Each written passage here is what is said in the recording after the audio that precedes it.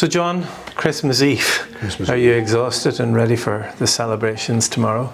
And at all, Christmas Eve always gives you a bit of a lift with those carol services and midnight communions. Even though you're dragging yourself out to them, by the time you've finished, you're glad you were there. It's a very special time, and so many people have come home for Christmas and families are reunited. And then also we had a wonderful opportunity a few weeks ago to go up to Portadown and to meet a lot of new arrivals in Ireland and families, migrants who have come here over the last number of years, and just to hear a little bit about the struggles they have at this time of the year. Yeah. I mean, it's difficult enough for people who have lived here all their lives and feel very much at home, and the feeling at home means most, in a sense, that you're people who are very far from home, but who, especially for their children, want to make sure that there is a feeling of home about it. And they're remarkably inspirational to speak to. It's also a time when we look back on the year that has just gone by, and for me anyway, I suppose we've had the Jubilee Year of Hope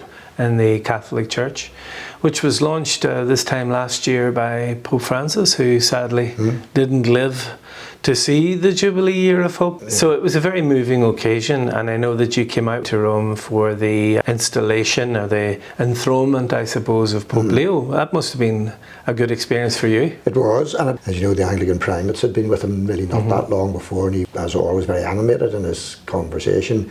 And whilst it's the Year of Hope, well, our hope is in heaven, and that's a fulfilment, I suppose, in its own way of it. But no, it was a very, very special thing to be asked to go with that Anglican delegation to the inaugural Mass, because it's not something that you get to get an invitation to every day. Exactly, yeah. Well, I mean, we've done a lot of things together during the year. There have been many occasions where we and the other church leaders have spoken. And I suppose one of the big things that comes to mind at this time of the year is, of course, prayer for peace, for reconciliation and healing in the world, and also on our own island here. Well, every time you turn on the news, or you listen to a commentator, or you read a magazine, you hear that we're living in a very divided and fractured world, and we are. But we can tend to forget that the fracture is maybe 30 or 40% of what's happening, but there's a lot going on in ordinary people's lives in Ireland or wherever that people share and have in common, to do with families, to do with work, to do with the economy, to do with faith, to do with everything. And I wouldn't like that to be submerged, especially in a year of hope, with some sort of despondency. So any hopes for 2026?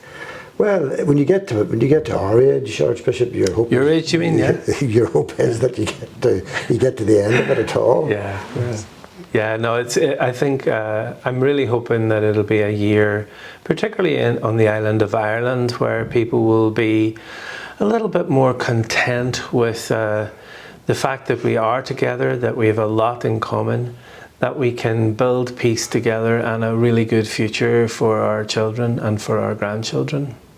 Yeah, and I mean, and I know from our own just common experience of life or pastoral ministry, that's what preoccupies people. It's not the big, to be honest, the big political questions or the big economic questions in a way. It's how can I do well for my family and for my parish, or for the groups that I associate with, or the groups that I'm and how can we contribute in our own way to what's going on. And those are seemingly small things, but they come together to make up a happy society.